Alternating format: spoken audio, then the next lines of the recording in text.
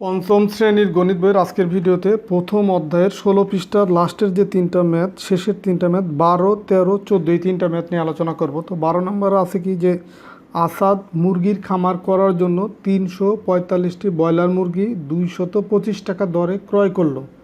এখন 225 টাকা দরে এই কথাটার অর্থ হচ্ছে একটি মুরগির দাম হচ্ছে 225 টাকা।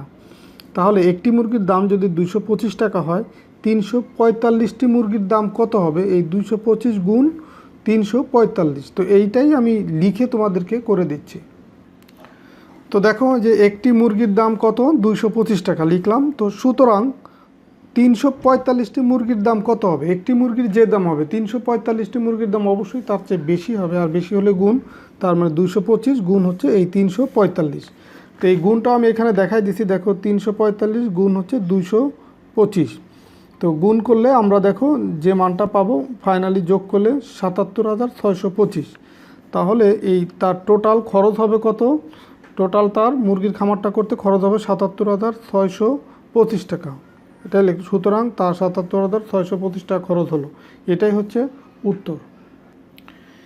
13 নম্বরে দেখো একটি আলমারিতে 560টি বই রাখা যায়। তো এরকম কতটি আলমারিতে 3,79,680টি বই রাখা যাবে? তো দেখো আলমারির সংখ্যাটা হচ্ছে বের করতে বলছে। তো এই কারণে আমার এই যে এইখানে যে কথাটা আছে যে একটি আলমারিতে 560টি বই রাখা যায়, এই কথাটাকে আমি উল্টায় লিখব যে 560টি বই রাখা যায় একটি আলমারিতে। কারণ যেটা বের করতে হবে সেটা আমার অবশ্যই ডান পাশে রাখতে হবে ঐকিক নিয়ম করার সময়। তো যেহেতু এই ম্যাথটা ঐকিক নিয়মে করবো, এই কারণে এই কথাটাকে ঘুরিয়ে লিখতে হবে। দেখো তাহলে আমি এই কথাটা ঘুরিয়ে কি লিখলাম যে 560টি বই রাখা যায় একটি আলমারিতে। সুতরাং একটি বই রাখার জন্য আলমারির প্রয়োজন হবে কম, আর কম মানে হচ্ছে ভাগ করতে হবে। 1 ভাগ হচ্ছে এই মানটা 560, এতটি আলমারি।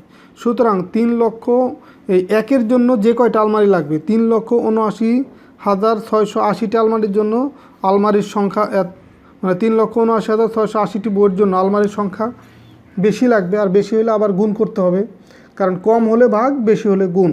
তো 1 গুণ হচ্ছে 3,79,680 ভাগ হচ্ছে 560। তো 1 আর 3,79,680 গুণ করলে এই মানটাই পাবো। তো এখন এটাই তোমাকে ভাগ করে এখানে দেখানো আছে যে 560 ভাগ হচ্ছে এই বড় সংখ্যাটা। তো এটা 3 অঙ্কের সংখ্যা, এখানে 3 অঙ্কের সংখ্যা নিলে হয় 379, যেটা 560-এর চেয়ে ছোটো, এই কারণে আর একটা অঙ্ক নিতে হবে। তার মানে এখন হবে 3,796। এটাকে 560 দিয়ে ভাগ করলে হবে 6। তো 6 দিয়ে এটাকে গুণ করলে আমরা পাবো 3,360, বিয়োগ করলে পাবো 436। তো এখন 8কে যদি নামাই নিয়ে আসি 4,368। তো এটাকে আবার 560 দিয়ে ভাগ করলে পাবো হচ্ছে 7 দিয়ে এটাকে গুণ করলে তাহলে পাবো 3,920, বিয়োগ করলে 448। এখন এই শূন্যটাকে যদি নামাই নিয়ে আসি 4,480। তো এই 4,480-র ভিতরে 560 যাবে হচ্ছে 8 বার। তাহলে 8 দিয়ে এটাকে গুণ করলে দেখো হুবহু মিলে যাচ্ছে। তার মানে এখন আলমারির সংখ্যা কত? এই 6 ভাগফল যেটা পেলাম 678 এটা। তো সুতরাং 678টি আলমারি। উত্তর হবে 678টি আলমারি। 14 নম্বর ম্যাথটা দেখো যে একজন পেঁয়াজ ব্যবসায়ী 1,880 টাকা দরে 1,264 বস্তা পেঁয়াজ ক্রয় করলো। এই 1,880 টাকা দরে মানে হচ্ছে এক বস্তা পেঁয়াজের ক্রয় মূল্য বা দাম হচ্ছে 1,880 টাকা। তো এখন তিনি আবার বিক্রয় করলো প্রতি বস্তা এই 2,150 টাকা দরে বিক্রয় করলো। তো এখন ক নম্বর প্রশ্ন ছিল যে পেঁয়াজের ক্রয় বাবদ কত টাকা খরচ হলো। এক বস্তার ক্রয় মূল্য হচ্ছে 1,880 টাকা। সুতরাং এই 1,264 বস্তার জন্য ক্রয় মূল্য কত হবে? এক বস্তার দাম যদি এটা হয় তাহলে এত বস্তার দাম আরও বেশি হবে। বেশি হলে এই 1,880 গুণ হচ্ছে 1,264। দেখো এখানে তাহলে লিখব কি যে এক বস্তা পেঁয়াজের ক্রয় মূল্য হচ্ছে 1,880 টাকা। সুতরাং 1,264 বস্তা পেঁয়াজের ক্রয় মূল্য হবে বেশি, বেশি মানে গুণ 1,880 গুণ হচ্ছে 1,264। গুণ করলে আমরা দেখো এই মানটা পাবো। তো এটা আমি এই যে গুণটা এখানে দেখাই দিছি।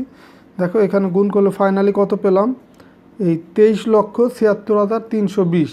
তাহলে পেঁয়াজের ক্রয় বাবদ তার 23,76,320 টাকা খরচ হলো। এটা হচ্ছে ক পার্টের উত্তর।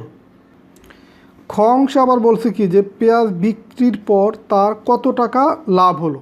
এখন এই লাভটা যদি বের করতে চাই তো আমরা তো ক্রয় মূল্যটা পেয়ে গেছি এই ক থেকে, তাহলে বিক্রয় মূল্যটাও আমার প্রয়োজন। যেহেতু প্রত্যেক বস্তা বা এক বস্তা বিক্রয় করছি 2150 টাকা, তাহলে এই 1264 বস্তা এইটার বিক্রয় মূল্য আগে বের করতে হবে। তো এক বস্তার বিক্রয় মূল্য যদি 2150 টাকা হয়, 1264 বস্তার বিক্রয় মূল্য, তাহলে আমরা সহজেই এই 2150 সাথে 1264 গুণ করলে পেয়ে যাব। তাহলে দেখো আমি এখানে তাহলে কি লিখবো, এখানে লিখতে হবে যে তোমার এক বস্তা পেঁয়াজের বিক্রয় মূল্য 2150 টাকা, সুতরাং 1264 বস্তা পেঁয়াজের বিক্রয় মূল্য বেশি হবে, বেশি হলে গুণ। এখন এই গুণ করলে আমরা 27,17,600 টাকা পাবো। এই গুণটা তোমার এখানে দেখায় দিতে, তোমরা এইভাবে এই টাইপের ম্যাথ আসলে এই রাফ লিখে এইভাবে গুণটা দেখায় দিতে হবে তোমাদেরকে। দেখো গুণ করে আমরা এটাই পাইলাম। তো তাহলে এটা হচ্ছে আমার বিক্রয় মূল্য, এই যে এটা হচ্ছে বিক্রয় মূল্য 27,17,600 টাকা। এখন আমাকে বের করতে বলছে লাভ। তো ক হতে পেঁয়াজের ক্রয় মূল্য কত ছিল, 23,76,320 টাকা। এখন এই ক্রয় মূল্যের চেয়ে বিক্রয় মূল্য বেশি, আর বেশি হলেই লাভ। তাহলে লাভ হবে কি, এই বেশি যে অ্যামাউন্ট বা বেশি যে টাকার পরিমাণ, মানে বিক্রয় মূল্য বিয়োগ হচ্ছে ক্রয় মূল্য। বিক্রয় মূল্য হচ্ছে 27,17,600 টাকা, আর ক্রয় মূল্য ছিল 23,76,320 টাকা। তো এটা থেকে এটা বিয়োগ করলে আমরা পাবো 3,41,280 টাকা। তো এটাই হবে তার লাভের পরিমাণ। তো এটাই হচ্ছে উত্তর। তো ঠিক আছে, সবাই ভালো থাকো, সুস্থ থাকো। আর আজকের এই ভিডিওর মাধ্যমে তোমাদের প্রথম অধ্যায়ের এই 15 পৃষ্ঠা এবং 16 পৃষ্ঠা সবগুলো ম্যাথ সমাধান করে দিলাম। তো পরবর্তী ভিডিওতে আমরা দ্বিতীয় অধ্যায় নিয়ে শুরু করব, 17 পৃষ্ঠা থেকে শুরু করব। আল্লাহ হাফেজ।